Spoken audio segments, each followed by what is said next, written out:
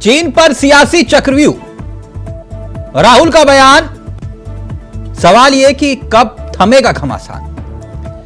चीन के चक्रव्यूह में क्या सियासत फंसी या फिर राहुल गांधी? राहुल गांधी बोले कि चीनी जमीन, चीनी हमारी जमीन पे कब्जा कर रहा है, जबकि बीजेपी का तर्क यह कि राहुल गांधी झूठ बोल रहे हैं। राहुल के बयान पर चीन वाला सियासी शोर एक बार फिर से शुरू हुआ है। अब सवाल यह है कि अगर सरकार कह रही है कि चीन हमारी जमीन पर ना कब्जा किए हुए है और ना कर पाएगा, तो नहीं घुसा अगर चीन, तो राहुल को क्यों नहीं है यकीन? राहुल के बयान के बाद एक बार फिर से सियासी सवाल खड़ा हो गया कि राहुल गांधी सच कह रहे हैं या फिर झूठ। 24 के चुनाव में चीन को मुद्दा बनाने की क्या कोशिश हो रही है? चीन पर राहुल के दावे पर सियासत इस वक्त चरम पर है। राहुल गांधी का दावा है कि चीन लद्दाख पर कब्जा, जमीन छीन रहा है, और जबकि मोदी सरकार खामोश है। 24 की जंग में कांग्रेस का सियासी हथियार क्या वाकई में चीन बनने जा रहा है, या फिर राहुल गांधी 2019 की भूल कर रहे हैं? चीन के मुद्दे पर सिर्फ और सिर्फ कोरी सियासत हो रही है। चीन को लेकर क्या देश में एक नीति की एक बार फिर से जिक्र हो रही है, फिक्र हो रहा है? आज इसी पर चर्चा करेंगे कि राहुल के बयान पर आखिरकार कब थमेगा घमासान, क्योंकि समूची सरकार राहुल गांधी को इस मुद्दे पर निशाने पर ले रही है। पहले ये बयान सुनिए 5 और फिर उसके बाद सीधा रुख करेंगे अपने मेहमानों की तरफ और समझेंगे कि आखिरकार चीन पर सियासी चक्रव्यूह के मायने क्या है।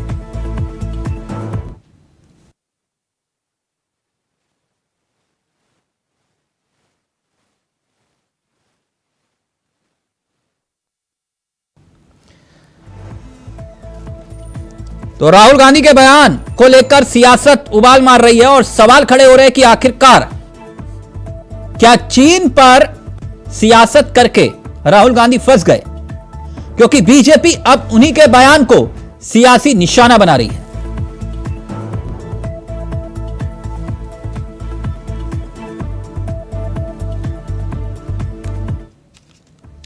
चीन पर सियासी चक्रव्यूह का जिक्र करेंगे, एक छोटा सा ब्रेक ले रहे हैं। ब्रेक के उस पार सवाल यही कि राहुल क्या बयान देकर फंस गए या फिर राहुल ने सच कहा? एक ब्रेक ले रहे हैं, जल्द हाजिर हो रहे हैं। यहाँ पे तो सब लोग कह रहे हैं कि चाइना की सेना घुसी है और इनकी जो पहले जो ग्रेजिंग लैंड होती थी वो ले गए हैं, वहाँ ये जा नहीं सकते हैं। तो यहाँ तो क्लियरली सब लोग कह रहे हैं। प्रधानमंत्री जी ने कहा 1 इंच जमीन नहीं गई, मगर वो सच नहीं है।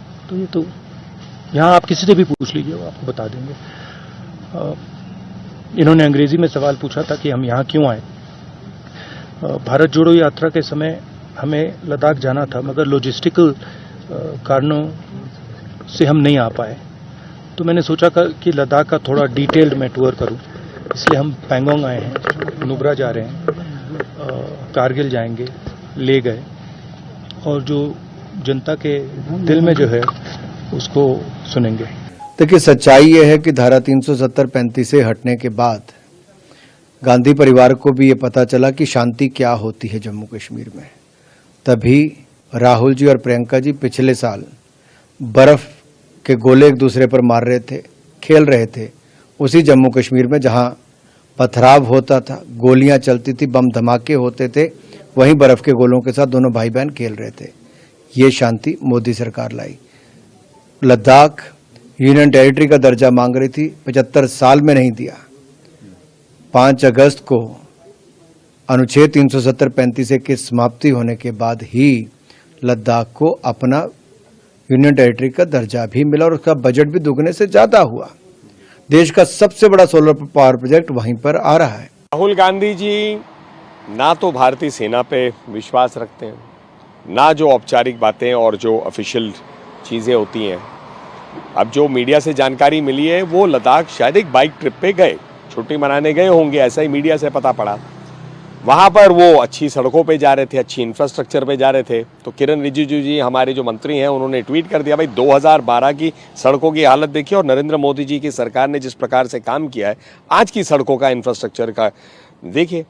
और इस पे शायद राहुल गांधी जी के सलाहकारों ने कहा होगा कि कुछ तुरंत आप प्रधानमंत्री जी पे वार करिए या कुछ करिए। अब उन्होंने कर तो दिया, लेकिन प्रश्न तो उनसे ज़्यादा उठेंगे। लद्दाख में रह के ये जवाब तो देना पड़ेगा कि सबसे ज़्यादा जो लद्दाख में ज़मीन गई वो तो नेहरू जी के शासनकाल में गई। एक कदम तक नहीं उठाया, इतनी सरकारें थी कांग्रेस की। देखिए, it's not just today that Rahul Gandhi is talking about it. It has been last many years since the Chinese army has come into the Ladakh territory. और कोई 1000 स्क्वायर किलोमीटर से ज्यादा जमीन ली जो ग्रेजिंग लैंड है, जो घास चराए है, जहां हमारे जो लेह के लोग थे अपने भेड़ बकरियां ले जाते थे चराने के लिए। अब वो लोग वहां नहीं जा सकते हैं। ये लेह के लोग कह रहे हैं, जिसको राहुल गांधी जो है उसको एक्सप्रेस कर रहे हैं। It's not about what Rahul Gandhi is saying. It's about what the people of Leh are talking. What the people of Leh are claiming that they can't take their animals anymore for grazing. Rahul Gandhi Dangoria, Rahul Gandhi his speak is there on the ground. तो चीन पर सियासी चक्रव्यूह कांग्रेस गढ़ने की कोशिश कर रही है। सीधा रुख करेंगे अपने मेहमानों की तरफ। आपको बता दें आज हमारे साथ इस चर्चा में जो मेहमान शामिल हो रहे हैं उनसे आपका परिचय करवा देते हैं। हमारे साथ बीजेपी के धुरंधर चेहरों में से एक संजय सिंह इस कार्यक्रम का हिस्सा बन चुके हैं। संजय जी, बहुत बहुत स्वागत है आपका। हमारे साथ कांग्रेस के चेहरे हैं रत्नेश मिश्रा जी, युवा चेहरे कांग्रेस के। रत्नेश जी का प्लीज नाम सही करेगा। आरबी उपाध्याय जी हमारे साथ जुड़ गए हैं, वरिष्ठ पत्रकार हैं, न पक्ष न विपक्ष, बिल्कुल निष्पक्ष होकर अपनी राय रखते हैं। आप तीनों का बहुत बहुत स्वागत है। कुछ ही देर में आम आदमी पार्टी के चेहरे भी इस कार्यक्रम का हिस्सा होंगे, लेकिन सबसे पहले रत्नेश जी, मैं आपसे इस चर्चा की शुरुआत करना चाहूंगा। मेरी आवाज आ रही है रत्नेश जी? जी आ रही है। रत्नेश जी, राहुल के बयान पर सियासी घमासान छिड़ गया है। चीन को लेकर जो वो जिक्र कर रहे हैं, फिक्र कर रहे हैं। हरियाणा के बड़े चेहरे हैं अनिल विज साहब, कह रहे हैं कि 3 इडियट की शूटिंग हुई थी, वहां पर वो देखने गए हुए हैं, इससे ज्यादा कुछ नहीं। ऐसा ही है क्या? देखिए, अनिल विज जी को पहले पता होना चाहिए था कि जिस तरह से राहुल गांधी जी जा रहे थे वो मोदी जी की सरकार आने से 3 साल पहले 2011 में ही बनी। उसकी बात तो उन्होंने कही कि राहुल गांधी की। आ रहा हूं रत्नेश जी आपके पास, आ रहा हूं एक मिनट। आरबी उपाध्याय जी, राहुल गांधी बयान देकर क्या फंस गए चीन को लेकर? देखिए, राहुल गांधी ने बयान नहीं दिया है। ये जो वहां लोग थे, जो वहां के बासिंदे हैं, वहां रहते हैं, वो कह रहे हैं। अब उस पर प्रश्न खड़े करना कि भाई राहुल कह रहे हैं, राहुल ने नहीं, जो वहां के निवासी हैं उन्होंने कहा कि भाई हाँ, जो चरागाह थे उनमें हम जानवर नहीं ले जा पा रहे हैं, चीन ने घुसपैठ की है। तो या तो जनता को सच माना जाए या फिर जो बयान दे रहे हैं टीवी पर इनको सच माना जाए। हाँ। प्रश्न तो खड़ा होगा किसको सच माना जाए, जबकि जनता गवाह है, वहां रहती है और रोज अपने जानवरों को वहां चराते थे। वो लोग जो चरागाह थे वहां भेड़ बकरी ले जाते थे, अब वहां बंद कर दिया गया, यानी चीन ने कब्जा कर लिया। तो देखिए, पहले भी ऐसे विरोधाभासी बयान आए हैं। हमने देखा जब झड़प हुई हिंदुस्तान और चीन के सैनिकों में, तब भी प्रधानमंत्री जी ने कहा था कि न कोई घुसा और न घुसेगा। भाई जब कोई हमारी सीमा में आया नहीं तो फिर झड़प कैसे हो गई, कैसे सैनिक हमारे शहीद हो गए? तो प्रश्न तो बहुत सारे हैं और वो जनता में भी कहीं ना कहीं चल रहे हैं और जनता भी। उपाध्याय जी, ये बार बार चीन को लेकर भारत को कटघरे में खड़े कर देना, ये सही है? हमें अपनी सेना पर यकीन नहीं है क्या? देखिए, सेना कहां से आई उसमें? भाई सेना की तो बात ही नहीं है कोई। सेना को तो अगर सरकार कहेगी, सरकार कहती थी हमने भी हाथ खोल दिए हैं, और हमने देखा कि वहीं जब चाइना से झड़प हुई तो हाथ बंधे हुए थे, कोई हथियार नहीं था, संधि का हवाला दिया गया, बहुत सारी चीजें कही गई। लेकिन जिन परिवारों के जो लोग सैनिक शहीद हुए, उन परिवारों से पूछिए तो ये कह देने भरते नहीं है कि भाई सेना पर विश्वास नहीं है, सेना पर पूरा विश्वास है, लेकिन उस जनता पर भी पूरा विश्वास है। यानी आप ये कह रहे हैं कि कांग्रेस शासन काल में चीन पर ज्यादा आक्रामक होते थे हम? नहीं, ऐसा नहीं है। देखिए, जब कांग्रेस का शासनकाल था तब भी हमने देखा कि न तो हम आक्रामक चाइना पर होते थे, न पाकिस्तान पर होते थे। इवन देन अगर टेररिस्ट गर्दन भी काट के ले जाएं तो उसका एक नया नाम दे दिया गया, नॉन स्टेट एक्टर, यानी बजाय उनको आतंकवादी कहने के हमने एक नया नाम दिया उनको, नॉन स्टेट एक्टर थे। तो ये सब चीजें एक लंबे समय से हैं। और फिर ठीक, चावला जी आप जानते हैं कि भाई आप पॉलिटिकल पार्टी चंदा भी लेंगी चाइना से और चाइना के खिलाफ बोलेंगी, कैसे बोलेंगे, किस मुंह से बोलेंगे जब आप चंदा लेंगे तो? यानी आप ये कह रहे धंधा भी होगा और चंदा भी होगा और बयान भी देंगे। फिर ये सारी चीजें जनता भी ठीक, समझती ओके। है। रत्नेश मिश्रा जी जुड़ गए हैं, तो फिर संजय जी मैं आपके पास आऊंगा। रत्नेश जी, मेरी आवाज आ रही है अब आपको? जी आ रही है, जी आ रही है तिलक जी। जी रत्नेश जी, ये बार बार चीन को लेकर जो जिक्र राहुल गांधी करते हैं तो वो सियासत सवाल पूछती है कि आखिरकार लद्दाख पर सबसे ज्यादा कब्जा किसके शासनकाल में हुआ? देखिए राहुल जी जब लेह और लद्दाख में गए तो वहां के जो लोकल लोगों ने बताया, हाँ, उसी बात को उन्होंने क्रोध किया। तो क्या भारतीय जनता पार्टी के लोग ये कहना चाहते हैं कि वहां के लोग जो हैं वो झूठ बोल रहे हैं? क्योंकि तो यानी आप ये कहना चाहते हैं कि सेना झूठ बोल रही है? नहीं, मैं वही तो कह रहा हूँ सर। आप नहीं नहीं रत्नेश जी, मैं तो आपसे पूछ रहा हूं, आप ये कहना चाहते हैं कि सेना झूठ बोल रही है भारत की? आप एक चीज मुझे बता दीजिए, सेना का कोई ऑफिशियल स्टेटमेंट आया हो उनके इस बयान के बाद? सेना ने ये कहा कि चीन ने कब्जा कर लिया भारत पर?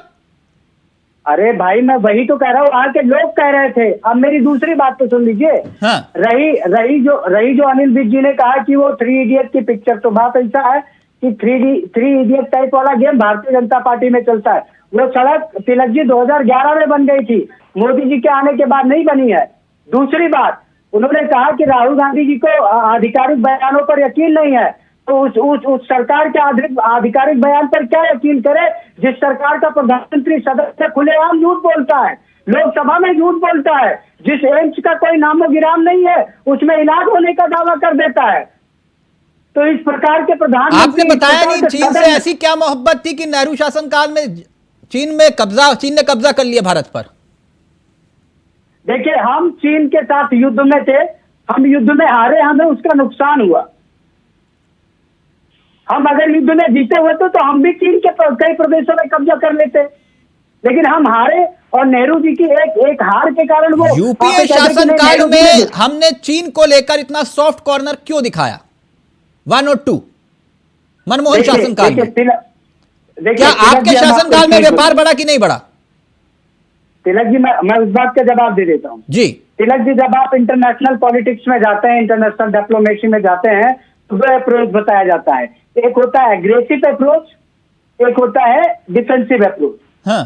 हम जो 2004 से 14 तक जिस कैटेगरी में चल रहे थे, हम डिफेंसिव अप्रोच में भले थे, लेकिन हमने अपने इकोनॉमिक ग्रोथ को बढ़ाया कि आने वाले समय में इकोनॉमिकली जो चीजें होंगी उन्हीं आधार पर विश्व की मतलब आप डिफेंसिव होंगे तो ठीक, और बीजेपी अगर इसका जिक्र करती है कि भैया हम जो है अपनी सेना को खुली छूट दे चुके हैं जो आपके शासनकाल में नहीं थी, तो आप कहते हैं कि नहीं कब्जा कर लिया चीन ने भारत पर, यही कह रहे हैं ना आप? नहीं तो हम नहीं तो तिलक जी, बस मुझे इतना बता दीजिए कि हम तो कहते हैं कि भाई आप तो यहाँ कब्जा मत कीजिए। हाँ। आप तो चलिए चीन पर कब्जा कीजिए, आप चीन के 2-3 प्रांतों पे कब्जा कीजिए।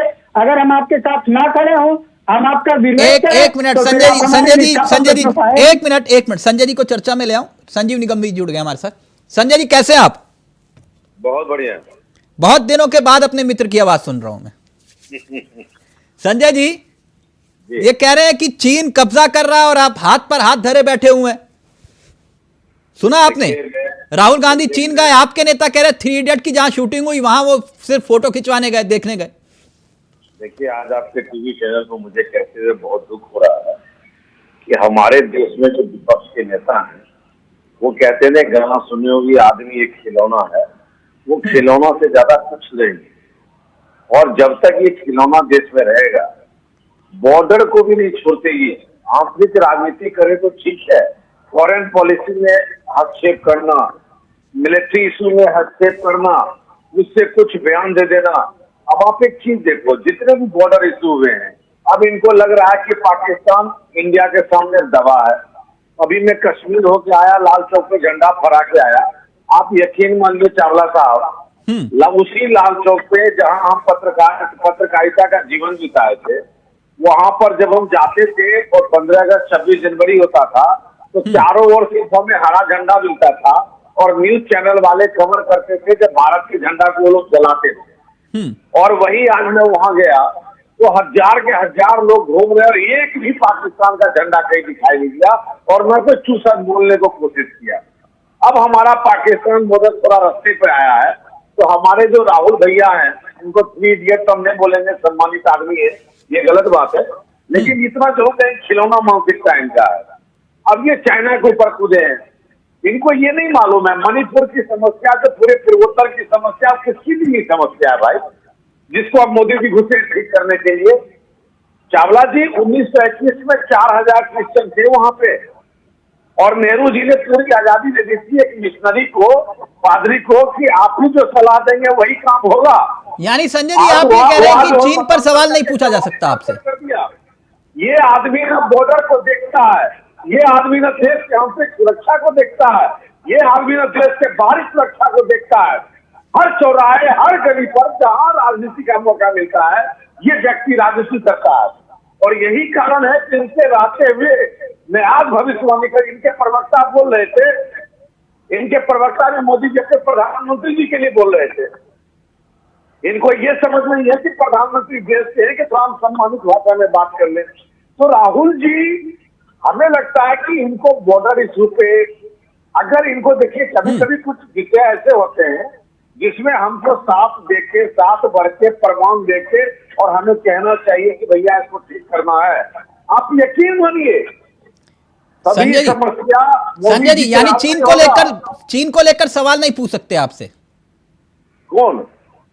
ये सवाल पूछना अलग है, सवाल आप कुछ भी पूछिए, लेकिन आप बॉर्डर पे जाकर आप खुद चाइना जाते हो, चाइना से आप कहते हो कि मैं शिव जी के दर्शन करने जा रहा हूँ, और आप चाइना से जुड़े हुए हो, चाइना से आप जो है तो अपने चुनाव प्रचार का खर्चा ले रहे हो, और आप यहाँ पर आकर ये कहते हो कि ये लद्दाख में चीन के पास चला गया बॉर्डर। अच्छा, तो ये चंदा लेते हैं चीन से? चीन से चंदा लेते हैं? खुलेआम लेते हैं, बोलने की बात है क्या? चीन से एक बात इनको पूछिए कि जब इनकी शासन की सत्ता थी तो इनके प्रधानमंत्री चाइना बॉर्डर पर कितनी बार चक्कर लगाने गए हैं, बॉर्डर स्टेट में कितनी बार गए हैं? संजीव निगम जी, एक बात बता दे, अरे कैसी बात करते हैं संजीव निगम जी? एक मिनट संजय जी, निगम जी को चर्चा में ले आऊं। एक मिनट निगम जी, आपके ऑडियो।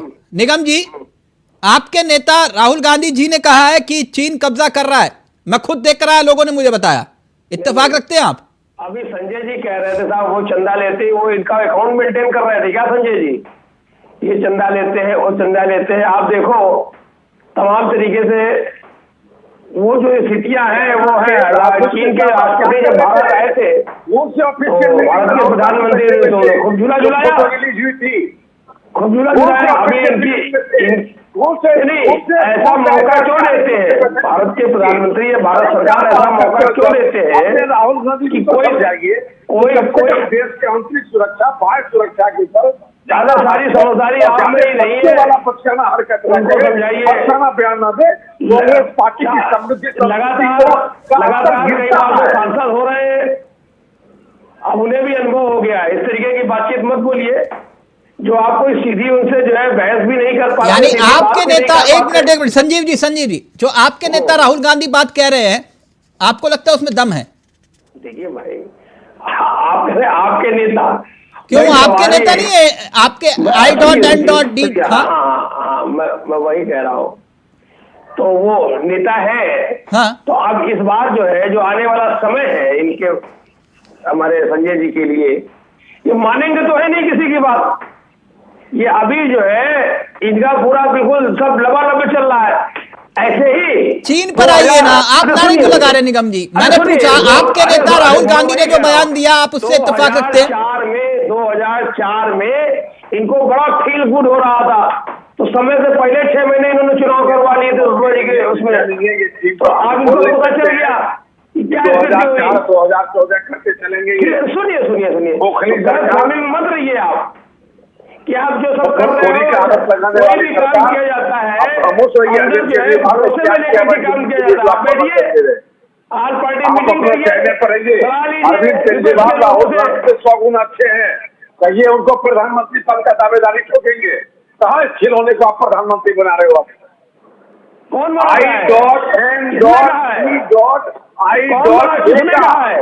लास्ट वाला जो है बनेंगे, उसमें अरविंद केजरीवाल बनेंगे, उन्होंने कहा है बस में खेलने लायक नहीं है। अरे भाई उन्होंने कहा है प्रधानमंत्री बनेंगे, किसने कहा प्रधानमंत्री वो बनेंगे? बताइए, इतने दिनों से या उन्होंने स्वयं कहा हो या किसी दूसरे गठबंधन नेता ने कहा हो, आप अपनी धुन में हो तो उनको प्रधानमंत्री में अभी का नेता बनने के लिए कह रहा हूँ। आप चाइना के ऊपर कुछ नहीं बोलेंगे, हमें मालूम है, आपको भी मालूम है, सब मालूम है आपको अभी आप बोल रहे हैं ना, पाकिस्तान से बढ़िया हमारा रिलेशन है। जम्मू कश्मीर में चुनाव तो नहीं करवा पा रहे आप, इतना समय हो गया है, वहां भी चुनाव होना चाहिए कि नहीं होना चाहिए? अरे अभी जम्मू कश्मीर में चुनाव होना चाहिए नहीं होना चाहिए? क्यों बेचैन हो रहे हो? जबरदस्ती जो है, जबरदस्ती सब जरा उनको खत्म तो अपने मुंह या मिट्ठू बनने हो।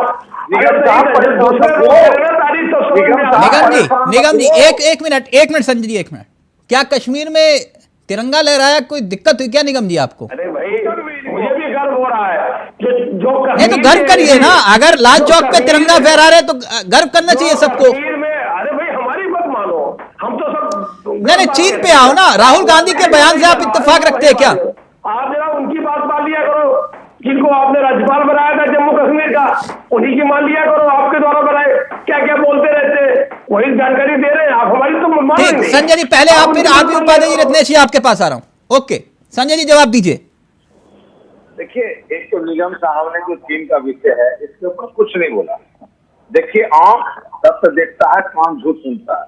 निगम साहब अपने अरविंद केजरीवाल जी के साथ, पूरी टीम के साथ कश्मीर जाएं और देखे कि वहाँ तिरंगा का लहर कैसा लहर ले रहा है। हमने दोनों कश्मीर देखा है, हमारी कर्म भूमि है वो, और हमने परिवर्तन को एहसास किया है। ये भी जाए, राज्यपाल क्या कौन बोल रहा था? अरे बोली जो है आदमी अपने विचारों से नहीं बोलता, कभी कभी ऊपरी दबाव में बोलता है, जो निगम साहब बोल रहे हैं। आप संगठन को आर्थिक किया, आज देश का हिस्सा है, आपको कोई बॉर्डर पे पासपोर्ट देने की जरूरत नहीं है। अरे लाल चौक पर जाइए और उनकी आवाज आएगी, भारत माता जिंदाबाद। सत्यपाल मलिक जी की बात ये है मोदी का करिश्मा। जिनको आपने गवर्नर बनाया था वहाँ का, गवर्नर की बात मानेंगे नहीं मानेंगे? मैं चीन की बात कर रहा हूं, आप कश्मीर पहुंच गए। बात इनकी कार्यशैली की है। नहीं मैं चीन की बात कर रहा हूं, आप कश्मीर पहुंच जाते। एक मिनट रत्नेश जी, एक मिनट आ रहा हूं, आरबी उपाध्याय जी आपके पास इसके बाद। रत्नेश जी वो ये कह रहे हैं कि भाई पाकिस्तान और चीन के मामलों पर बेवजह इस तरह के बयान देने से क्या भारत की साख पर सवाल नहीं खड़े होते? बार बार आप बेतुके बयान देते जिसका कोई आधार नहीं होता। संजय जी ये कह रहे हैं, जवाब दीजिए। देखिए, संजय जी ने एक बात कही कि मैंने प्रधानमंत्री जी के लिए गलत शब्द का यूज किया, तो मैं आदरणीय प्रधानमंत्री जी के उस स्टेटमेंट को कोट कर देता हूं। उन्होंने लोकसभा में अविश्वास प्रस्ताव पर बोलते हुए दरभंगा में एम्स बन जाने की बात की। अब दरभंगा का एम्स वो कहाँ बना था, किन किन लोगों का इलाज हुआ, अगर आपको पता हो तिलक जी तो आप बता दीजिए। मैं तो बड़ा अल्पज्ञानी अज्ञानी आदमी हूँ, मुझे ज्ञान नहीं है कुछ। दूसरी बात, अभी हमारे मित्र धारा 370 पे बोल रहे थे, तो आप मुझे 20 सेकंड का टाइम दीजिए, मैं इस बात पर इन लोगों का संशय आज खत्म कर दूंगा। जो आर्टिकल 370 था इंडियन कॉन्स्टिट्यूशन का, उसके 3 सब क्लॉज है तिलक जी, 371, 372 और 373। 371 जो है वो प्रेसिडेंट ऑफ इंडिया को एम्पावर्ड करता है इस बात के लिए कि वो जम्मू कश्मीर स्टेट के बारे में स्पेशल प्रोविजंस बना सकते हैं। जो आर्टिकल 370 क्लॉज 2 था वो स्पेशल प्रोविजंस की पूरी एक लिस्ट थी, जिसे हम प्रॉपर्ली 35A बोलते हैं। और जो 3 है तिलक जी, वो ये कहता है कि प्रेसिडेंट ऑफ इंडिया जो है, जो कभी भी कॉन्स्टिट्यूएंट असेंबली जो जम्मू कश्मीर की थी, उससे कंसल्ट करके उन प्रोविजंस को क्या कहते हैं, रिवोक कर सकता है। हाँ। अब आर्टिकल 370 का क्लॉज 2 जो है वो रिवोक कर दिया गया और क्लॉज 3 में संशोधन करके कॉन्स्टिट्यूएंट असेंबली की जगह जो है वो लेजिस्लेटिव असेंबली कर दिया गया। अभी भी आर्टिकल 370 का क्लॉज 1 हमारे कॉन्स्टिट्यूशन में विद्यमान है, विराजमान है। आप इसको ये कह सकते हैं, सुनिए, इनएक्टिव किया गया है, रिवोक नहीं किया गया। दूसरी बात, एक बिंदु और, जिस 370 को एक आपसे भी 370 को संजय जी इतनी बार गिना रहे हैं। अरे संजय जी सुन लीजिए भाई, रत्नेश जी एक काम करिए ना, एक मिनट संजय जी, एक सेकंड। रत्नेश जी एक बात, अगर इतनी ज्यादा दिक्कत है तो आज सार्वजनिक रूप से इस मंच से ऐलान कर दो कि हम सत्ता में आएंगे, 370 फिर लागू कर देंगे, बोल दो। देखिए वो तो जो वहाँ की तत्कालीन परिस्थितियां होंगी, उन परिस्थितियों को ध्यान रखते हुए जो भी निर्णय नहीं, आप बोलिए ना, बोलिए हम सत्ता में आएंगे, लागू कर देंगे, बोलो। अगर इतनी ज्यादा दिक्कत है थोड़ी ना बुलवा पाएंगे भाई। सर मैं ये थोड़ा ना कह रहा हूँ, अगर आप कह रहे हो इतनी आपत्ति है तो बोल दो, हम लागू कर देंगे। नहीं, हमें आपत्ति कहाँ है, हमें तो इनका सर आपत्ति पे जता रहे हो, फिर भी कह रहे हो कि आपत्ति कहाँ है। अरे सर हम आपत्ति कहाँ जता रहे हैं, हमने सर अभी तो कह रहे हो कि आपने क्यों। अरे सर मैंने तो केवल आर्टिकल 370 के 3 क्लॉज बताए। चीन पर भी आ जाइए ना, तो बताया नहीं क्या था, चीन पर भी आ जाइए। आप और एक जवाब और देते हैं सर। हमारे भाजपा के साथी बहुत बड़ी बड़ी बातें कर रहे थे।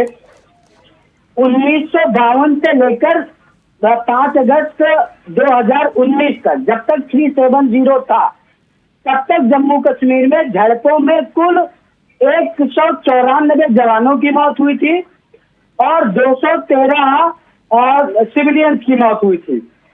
5 अगस्त 2019 के बाद जब धारा 370 ये कहते हैं कि इन्होंने हटा दी, उसके बाद 174 जवान शहीद हो चुके हैं और 124 से ज्यादा सिविलियन मारे जा चुके हैं। मतलब जितने 60 से 65 सालों में नहीं शहीद हुए थे, ठीक, संजय जी प्लीज जल्दी से, फिर मैं उपाध्याय जी को पूरा वक्त दूंगा। लगभग 80% 3 साल में शहीद हुए। ओके आपने सवाल उठाया, 1 मिनट आप जवाब ले लीजिए, संजय जी का जवाब ले लीजिए। संजय जी, जब किसी चीज को ना, जब काली माँ ने हथियार उठाया था राक्षसों को समाप्त करने के लिए, तो नुकसान माता को भी झेलना पड़ा था। समझिए, जब हम अपने देश के जब ये उठाएंगे ना कि अब हमें यहाँ से चुन चुन के खत्म करना है, तो जो हमारे फौजी हैं जो वीर गति को प्राप्त हुए हैं, वो आपके द्वारा पैदा की गई आतंकवादियों को जड़ से उखाड़ कर फेंक देने के लिए उनका वो शहीद हुए हैं।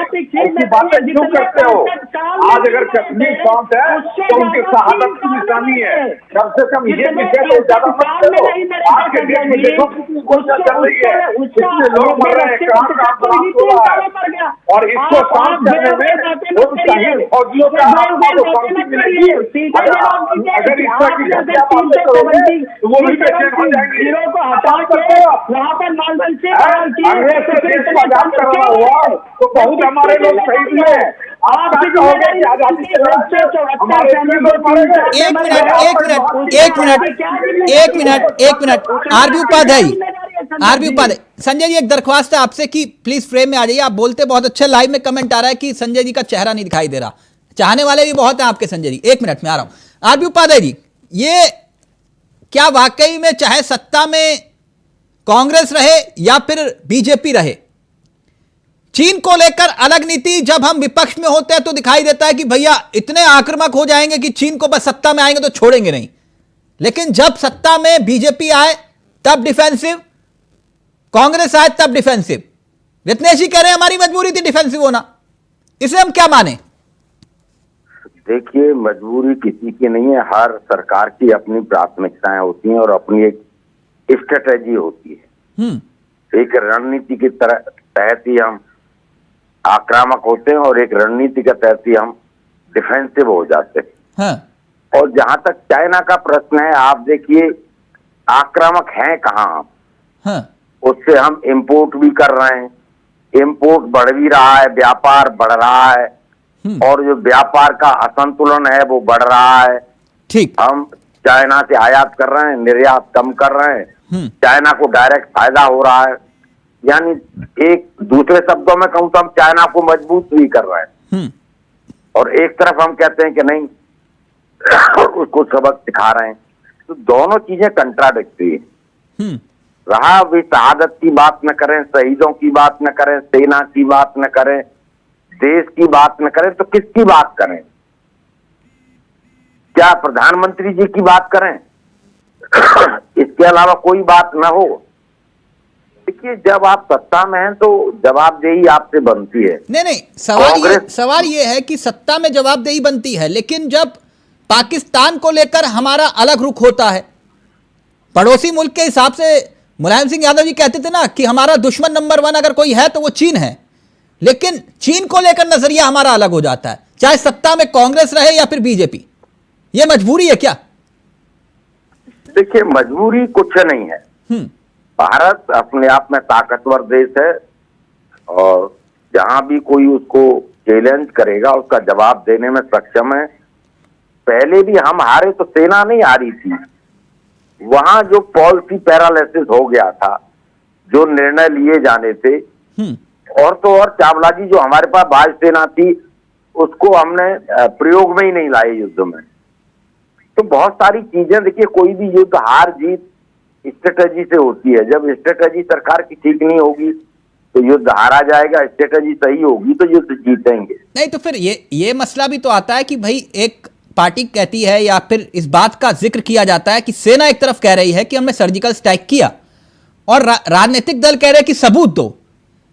फिर ये भी जायज है क्या? आरबी उपाध्याय जी, निगम जी गलत तो नहीं कह रहा ना? नहीं, सबूत मांगे गए थे ना कि सर्जिकल स्ट्राइक के सबूत दे दो। आप कहाँ गलत कहते हो? आप कहाँ गलत कहते हो? आप तो जो है निर्भीक पत्रकार हैं, बहुत अच्छी बात करते हैं भाई, आपकी बात की तो हम लोग सराहना करते हैं। आप तो हमेशा लॉजिकल अच्छी बात करते हो। मैंने कब कहा आप गलत बात करते हो? गलत बात आप बिल्कुल नहीं करते हैं। नहीं तो फिर ये इस तरह के संवेदनशील मुद्दों पर आप कहे कि भैया सर्जिकल स्ट्राइक के सबूत दे दो। आप राहुल गांधी कह रहे कि कब्जा कर लिया, भाई आप बता दीजिए आपको किसने कहा कि कब्जा कर लिया? चावला जी, अभी देखो चावला जी, सबूत सेना से नहीं मांगे गए थे, सबूत सरकार से मांगा गया था। प्रश्न चिन्ह सरकार। सर, सर्जिकल स्ट्राइक करने के लिए रत्नेश मिश्रा जी नहीं गए थे ना, या संजीव निगम जी या तिलक चावला नहीं गए थे? देखिए, जो सर्जिकल स्ट्राइक करने गया आपने उससे कहा कि सबूत, फिर किससे मांगे गए बताइए ना सर। देखिए, सर्जिकल स्ट्राइक होती है या इस तरह की स्ट्रेटजी होती है तो उसका महिमा मंडन नहीं होता है, वो मीडिया में नहीं होती है, मीडिया ट्रायल नहीं होता उसका, वो गोपनीय एक रणनीति होती है, उसके तहत काम हो जाता है, काम खत्म हो जाता है। मतलब सर्जिकल स्ट्राइक करने के बाद हम दुश्मनों को उसकी जमीन पर मात देने के बाद हम देश को यह भी ना बताएं कि हम सर्जिकल स्ट्राइक करके आए, आप ये कह रहे हैं? नहीं, देखिए, बताने का तरीका होता है। हाँ। एक हम सर्जिकल स्ट्राइक के नाम पर वोट मांगे, ठीक, संजय जी में ये भी जायज नहीं है जी। आपने उपाध्याय जी के लिए स्लोगन बोला था, न पक्ष में है न विपक्ष में, हम तो निष्पक्ष है। तो सच्चाई ये नहीं है, हम विपक्ष में है, विपक्ष में ही रहेंगे, पक्ष का चेहरा, निष्पक्ष का चेहरा पहनकर बैठेंगे। देखिए, मानिए, एक आतंकवादी हमारे देश में आतंक फैलाता है, मारता है सेनाओं को, पूरे विश्व में कहता है कि कश्मीर का इशू जिंदा है, आज भी आतंकवादी वहां मौजूद है। तो भारत सरकार की भी ये उपस्थिति दर्ज कराना कि हमने तुम्हारे यहाँ सर्जिकल स्ट्राइक किया, हमने तुम्हारे यहाँ एयर स्ट्राइक किया, हमने म्यांमार में भी एयर स्ट्राइक किया। संजय जी, और ये क्यों बार बार, मैंने कहा ना सर, मैं चीन का जिक्र करता हूं, आप लोग सब पाकिस्तान पे आ जाते हो। क्या ये हकीकत नहीं है कि अगर आप कह रहे हैं कि भैया चीन ने कब्जा नहीं किया, चीन नहीं आया, चीन ने कोई दखल नहीं दिया, तो ऐसी कौन सा जिक्र है जो 3 साल में 18 बार टेबल टॉक करनी पड़ रही है? 18 बार बैठक। चावला साहब, अपने भारत की स्थिति, भौगोलिक स्थिति को समझिएगा। हाँ।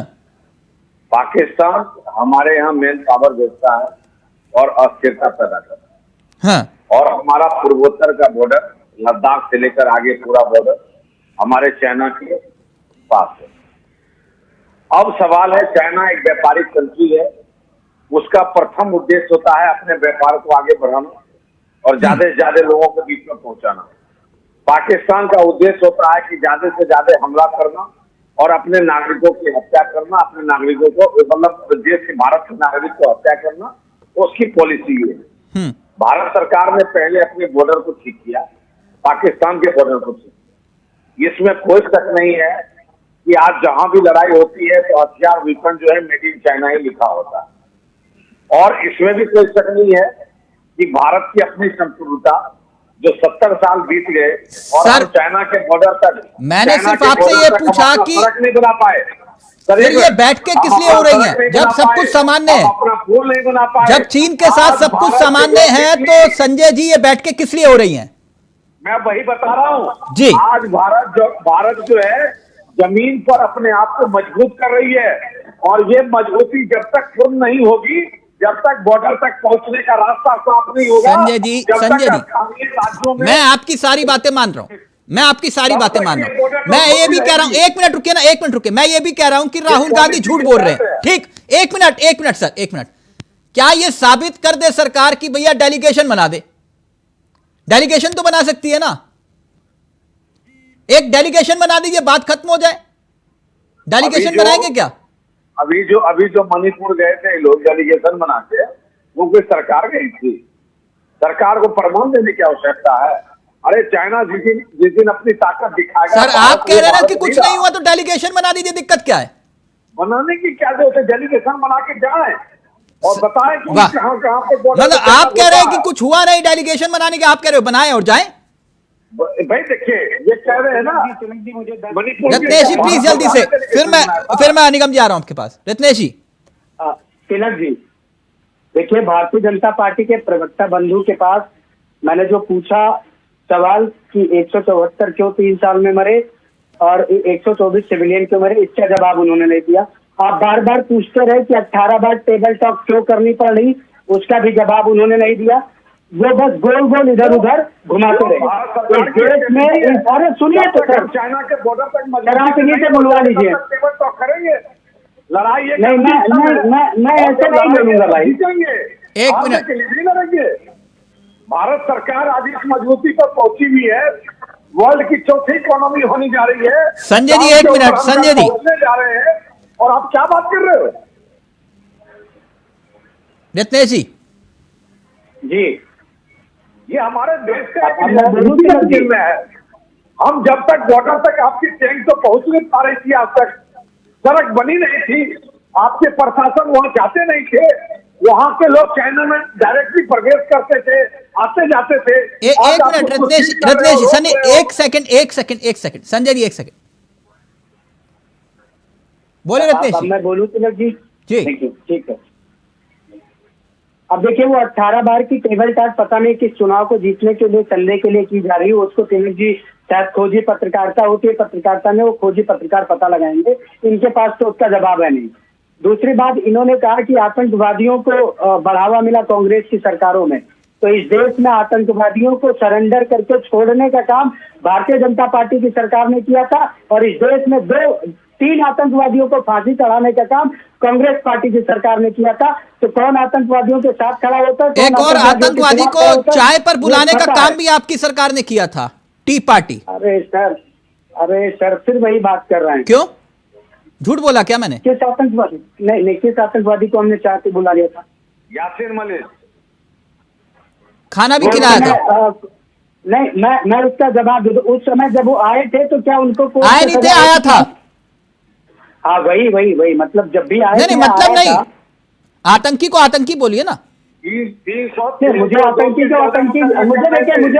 आतंकी बोलने में कोई दिक्कत नहीं। हाँ तो बोलिए सर, इतने ना ओसामा जी वाली रणनीति मत अपनाइए। अगर आतंकी है तो आतंकी बोलिए। देखिए मुझे आतंकी को आतंकी बोलने में ना कोई दिक्कत है। हाँ। मुझे झूठ बोलने वाले प्रधानमंत्री को झूठा प्रधानमंत्री बोलने में भी कोई दिक्कत नहीं है, और सदन में तो झूठ बोलने वाले प्रधानमंत्री को तो बिल्कुल झूठा बोलने की जरूरत मुझे दिक्कत नहीं है। मैं बोलूंगा कि देश का प्रधानमंत्री, देश का दुर्भाग्य है कि सदन में झूठ बोलता है और सदन में झूठ बोलने वाला प्रधानमंत्री झूठा प्रधानमंत्री है। वो आतंकी है, इससे कोई दिक्कत नहीं है। प्रधानमंत्री है। रत्नेश जी मुद्दे पर आए। मैं फिर वही कह रहा हूँ, मुद्दे पर आए। प्रधानमंत्री थोड़ा मुद्दे पर आइए ना, मुद्दे पर आइए प्लीज। अबे पहले बीच में बोलना बंद कर दे भाजपा वाले। मैं अभी बोल दूंगा, मेढक की तरह फुदकते रहते हैं इधर उधर, काम धाम कोई है नहीं। 2014 से जो वादे किए थे एक तो काम किए है नहीं, बस मेढक की तरह बीच में फुदकना शुरू कर देंगे। जब आप तो बोलिए नहीं तो चुप रहा करिए। मुद्दे पे आइए प्लीज जल्दी से। हाँ मैं आ रहा हूँ, अब आपको जवाब दे देता हूँ। तो ये मैं तो इनकी बातों का जवाब दे रहा था। अरे भाई आप ही ने एक बात की कि अगर आप इनको लगता है कि नहीं हुआ है तो आप डेलीगेशन भेज के वहां पे डेलीगेशन से जांच करवा लीजिए और राहुल गांधी को देश के सामने झूठा साबित कर दीजिए। क्या दिक्कत है? ऐसा हो सकता है संजय जी, ऐसा हो सकता है। वो कह रहा राहुल गांधी को झूठा साबित कर दो। देश की जनता को दे दीजिए एविडेंस। ओके अब जवाब ले लीजिए रत्नेश जी प्लीज जल्दी से। एक बात बताइए, झूठे को, लाचार को और गैर जिम्मेदार को साबित करने की क्या आवश्यकता है? क्या आवश्यकता है? जिस व्यक्ति ने आपको अगर वो विपक्ष के नेता हैं, उनको ऐसा प्रमाण मिला है तो वो आए भारत सरकार से बात करें और कहें कि भैया मुझे ऐसा प्रमाण मिला है, आप कार्रवाई कीजिए। कि टीवी मीडिया पर ये कहेंगे तो हमने बात किया किसानों से, हमने बात किया ग्रामीणों से, अब उस ग्रामीण को ढूंढते चलो। दुनिया भर की मीडिया है, मीडिया जाए अभी तक हुआ करते थे गैर जिम्मेदार नहीं होता और विपक्ष के नेता को ऐसा गैर जिम्मेदार बयान देने का कोई अधिकार नहीं है। कितना झूठ बोला उसने। एक मिनट रत्नेश जी आज यूनियन एक मिनट रत्नेश जी एक मिनट संजीव निगम जी ये चीन वाले मसले पर लगता है आपको 24 में मुद्दा बनेगा, और अगर मुद्दा बनेगा तो ये आपका I.N.D. क्या ये साफ करेगा कि चीन को लेकर हमारी नीति क्या है? मुद्दे तो बहुत सारे बनेंगे, चीन का भी बनेगा। अभी मैं रत्नेश जी को भी सुन रहा था, बहुत अच्छी बात, लॉजिकल बात कर रहे थे कि जो उनकी बातें तो अब आपको अच्छी लगेंगी। नहीं बात देखिए नहीं, ये ऐसा मत बोले आप। जो बात लॉजिकल है हम वही बात करते हैं, हम इधर उधर की बातें नहीं करते हैं। हाँ। तो उसमें मेरे कहने का, आपको आवाज आ रही है मेरी? बिल्कुल निगम जी। तो मैं ये कह रहा था कि ये जो है जो चीजें है ये किसी को मानते हैं क्या? ये ना तो सुप्रीम कोर्ट को मानेंगे, हाँ, ना सीएजी को मानेंगे। हाँ, सीएजी ने कोई रिपोर्ट दी, वो उसको नहीं मानते। हाँ, क्या रिपोर्ट दी? उसके कुतर खेई दे रहे हैं, मैं तो सुन रहा था। मानेंगे ईडी को, मानेंगे सीबीआई को, मानेंगे। मतलब सवाल ये है कि आपके पास कितना, जो मैं रत्नेश जी की बात कह रहा था कि वो संसद के अंदर झूठ बोलते हैं।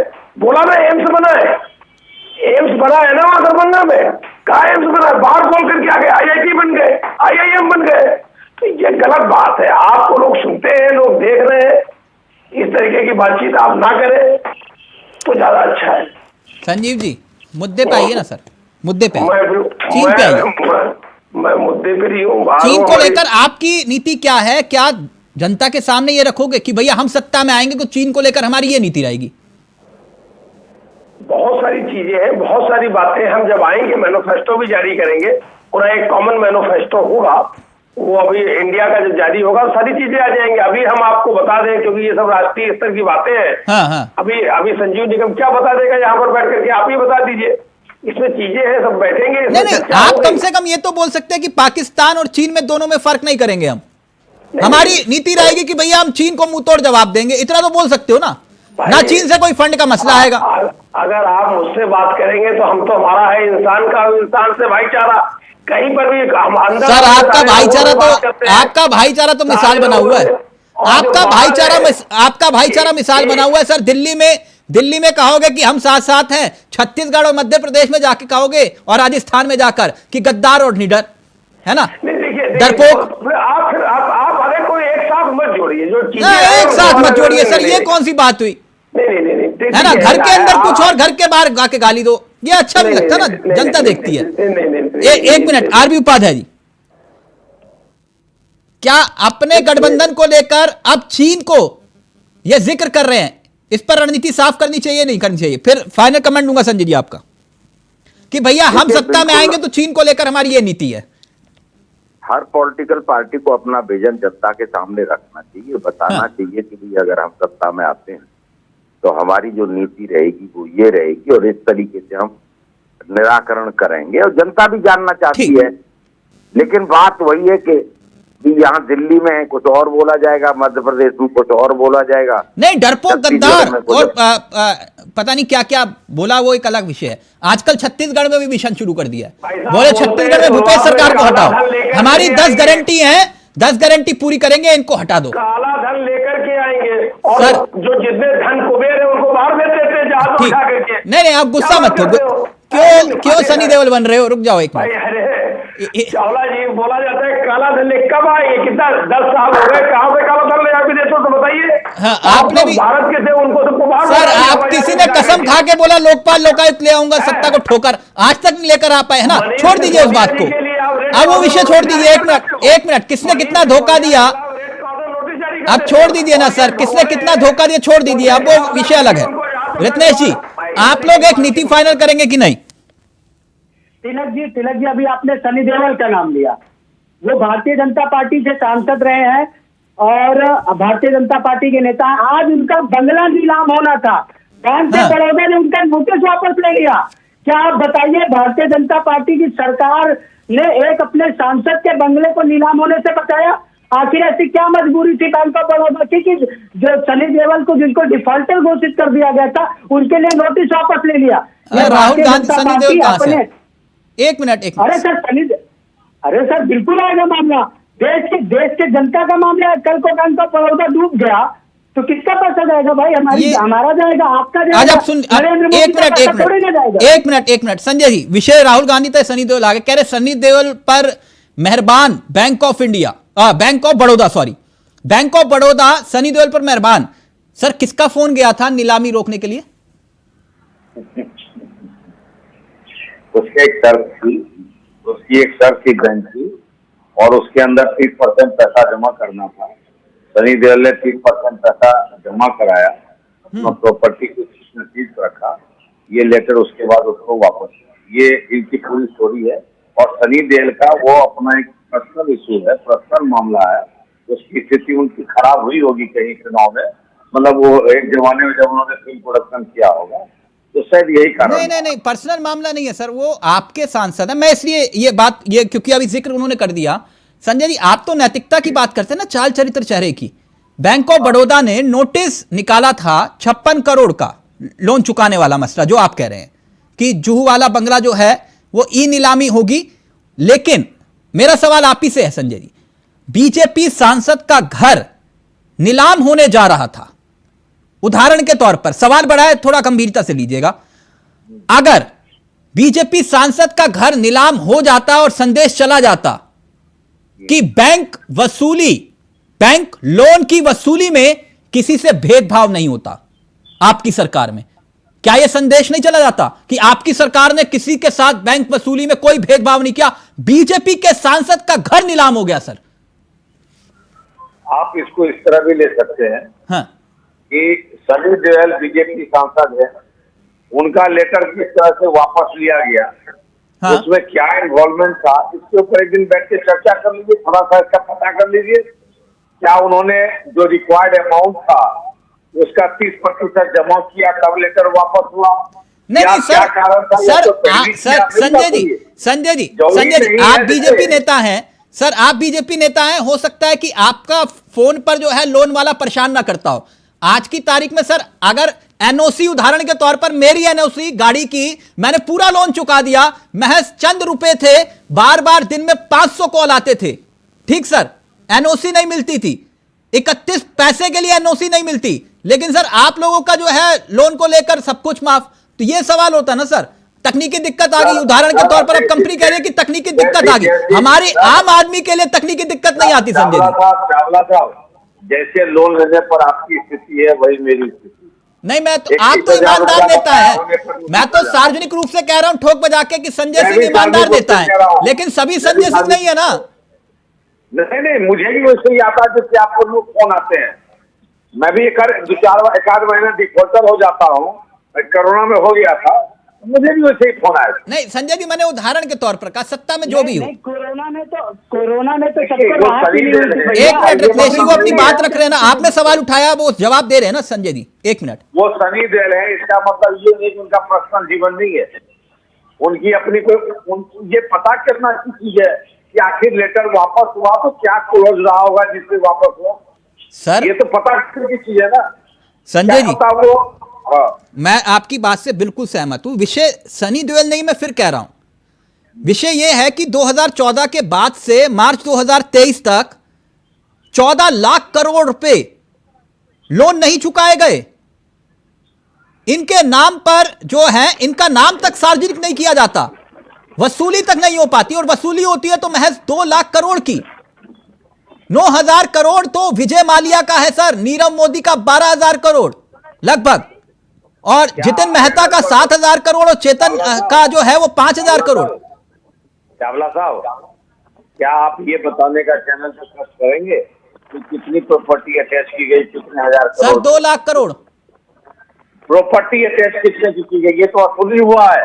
हाँ। जिसमें पैसे आए हैं वो रिटर्न, कितने लाख करोड़ की प्रॉपर्टी अटैच हुई, ये भी बताने का प्रयास करें। सर आरबीआई ये कहता है, आप कह रहे हैं तो आरबीआई ये कहता है कि 87,295 करोड़ तो सिर्फ 50 लोग डिफॉल्टर है जिन्होंने डकार गए, सिर्फ 50 लोग, यानी कि जो डिफॉल्टर हैं वापस आरबीआई कह रहा है वो वापस दे सकते हैं, लेकिन दिए नहीं जा रहे। किसकी मेहरबानी है पता नहीं सर। देखिए, ये सब संचालू बात नहीं करना। 87,000 करोड़ के बदले में सरकार ने 4,500 करोड़ से ज्यादा का प्रॉपर्टी टैक्स कर रखा। ये मोदी का सरकार है, इसमें कोई किसी को एक्सक्यूज नहीं सर, है। दुनिया में सबसे ज्यादा एनपीए हम हैं। दुनिया में एनपीए इसलिए है कि हमने पिछले काल में कभी लोन किया होगा, ये एक दिन का नहीं होता है, और उससे प्रॉपर्टी अटैच की जा रही है। मैं अपने आसपास देखता हूँ जो फ्लैट नहीं दे पा रहे पैसा, उनके प्रॉपर्टी अटैच हो रहे हैं। यानी आप ये कह रहे हैं कि सनी देओल के लिए नियम अलग नहीं है, आम आदमी और हम एकदम अलग नहीं है, एकदम अलग नहीं है। हाँ। और मैं आपसे निवेदन भी करूंगा जी, एक बार होमवर्क करके इस पर डिबेट कीजिएगा, और अपने आम आदमी पार्टी के मित्र को बुलवाऊंगा मैं। हाँ। यहाँ मनीष सिसोदिया वाली बात नहीं है। हाँ। नहीं, होमवर्क तो मैं आपको बता रहा हूं सर। अगर विजय माल्या से हम पैसे कितना वसूल कर पाए, है ना, 50 डिफॉल्टर अगर जो हैं, 50 डिफॉल्टर 87,295 करोड़ रुपए खा गए। नीरव मोदी का हमने कितने करोड़ का प्रॉपर्टी अटैच किया, हाँ। विजय माल्या का कितने करोड़ का प्रॉपर्टी अटैच किया, हाँ। जोशी का कितने का किया। जब आप यही डिटेल निकाल लेंगे तो आपको पता चलेगा कि भारत सरकार में क्या एक्शन है। अरे तिलक जी ये संजय सिंह जी अपना काम आपसे तो करवाना चाह रहे हैं भाई। अरे नहीं, संजय जी बोल रहे हैं कि आम आदमी और सनी देओल दोनों के लिए नियम बराबर हैं। एक नियम है, एक नियम। बिल्कुल नहीं। नहीं, वो कह रहे हैं एक नियम। सनी देओल को जब ई नोटिस निकल गई नीलामी की, तो मैं जहाँ तक जानता हूँ माननीय सर्वोच्च न्यायालय कहता है कि खेल शुरू करने के बाद आप नियमों में बदलाव नहीं कर सकते। सर आपके कहने पर तो फोन पर लोन मिल जाते थे कि नहीं मिलते थे? वो कह रहे हैं हमारे यहाँ नीलामी के लिए रोकने के लिए फोन नहीं होते। संजय जी कह रहे हैं आपके यहाँ तो फोन पर लोन मिल जाते थे। सर मैं वही तो कह रहा हूँ, आपको मिला था क्या, मुझे मिला था क्या? मुझे कहीं अगर फोन पे लोन मिल रहा होता तो मैं तो सबसे पहले लेता। ठीक, ओके, वक्त इजाजत नहीं दे रहा। थैंक यू सो मच, बहुत बहुत शुक्रिया संजय जी आपका, रत्नेश जी, आरबी उपाध्याय जी, संजीव निगम जी आपका। तो चीन को लेकर सियासी तकरार है, अब ये एक और जंग का आगाज राहुल गांधी ने किया। अब देखिए आगे होता है क्या। नमस्कार, जय हिंद, जय भारत।